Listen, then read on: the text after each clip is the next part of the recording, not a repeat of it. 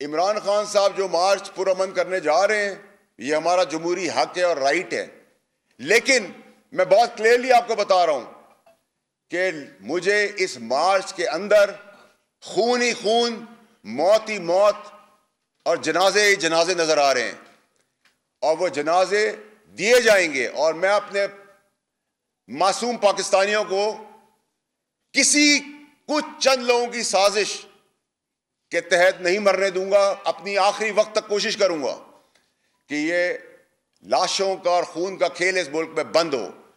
अरशद शरीफ अपने मकसद, अपने बयानिए, अपनी सोच पे बिल्कुल ईमानदारी से खड़ा था। ना उसको मौत का डर था, ना वो भागने वाला था, ना उसको कोई पैसा खरीद सकता था। लेकिन जो उसको मकासद बताए गए, उस मकासद के पीछे ही साजिश थी। और मैं आइंदा आने वाले दिनों में, हफ्तों में नहीं, वो सब पर्दे चाक कर दूंगा। मुझे फिक्र नहीं है। मैं अपने घर वालों को, अपने बीवी बच्चे और अपने माँ बाप को बता के आया हूं कि अगर मुझे कुछ हो गया तो तोहफे में उनकी लाशें भी मिलेंगी। ये मेरा वादा है, ये मैं हल्फ में आपको कह रहा हूं, और मैं आपको करके बताऊंगा मैं रहूं या ना रहूं। अरशद शरीफ को दुबई से कोई आम आदमी कीनिया नहीं भिजवा सकता था। कीनिया क्यों चूज किया गया? कीनिया में उसको किसने छुपाया? कीनिया के अंदर किससे वो राब्तों में रहा? कीनिया में वो क्या करता रहा? इसके पसे पर्दा वो मंसूबाबंदी वाले लोग हैं, वो साजिशी लोग हैं, वो बेईमान लोग हैं, वो लोग हैं जो मुल्क को तोड़ना चाहते हैं, जो मेरी पार्टी को नुकसान देना चाहते हैं, जो इस सियासत को नुकसान देना चाहते हैं, और अपनी ख्वाहिशात, अपने इंटरेस्ट के लिए लोगों को मरवाने पे तुले हुए हैं। ये कोल्ड ब्लडेड प्लान्ड मर्डर है।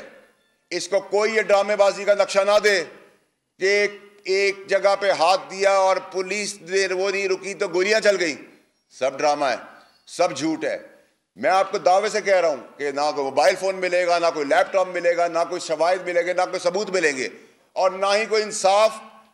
इस मुल्क में तो आप इंसाफ की बात कर ही नहीं सकते। अब आ जाएं आप मार्च के ऊपर।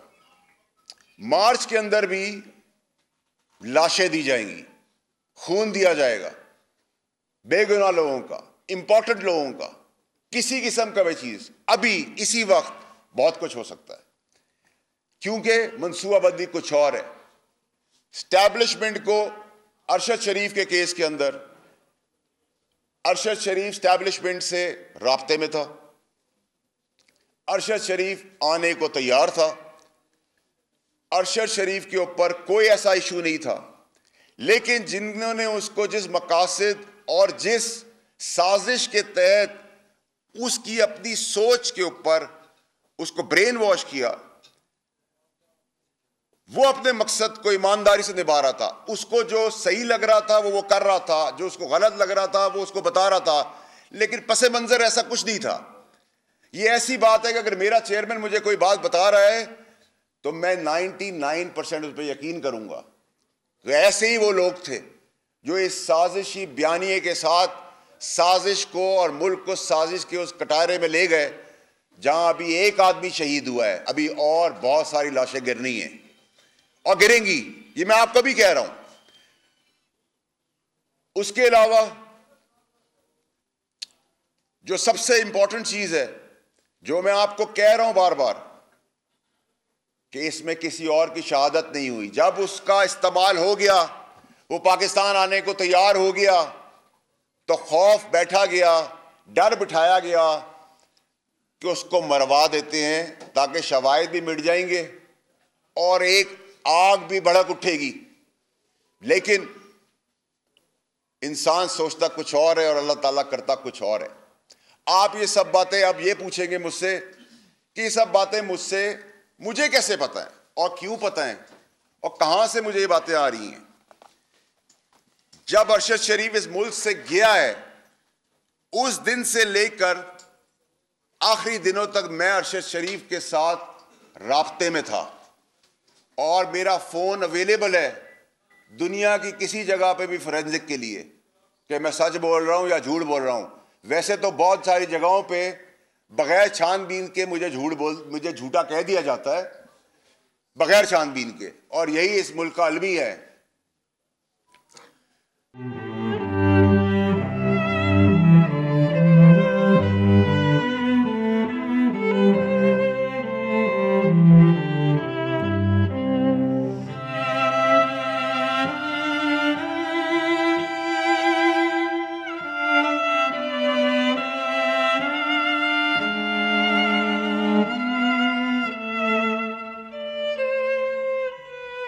सबसे ज्यादा व्यूज, सबसे ज्यादा रील्स और सबसे ज्यादा रेटिंग के साथ बोल अब भी नंबर 1 पोजीशन पर बरकरार।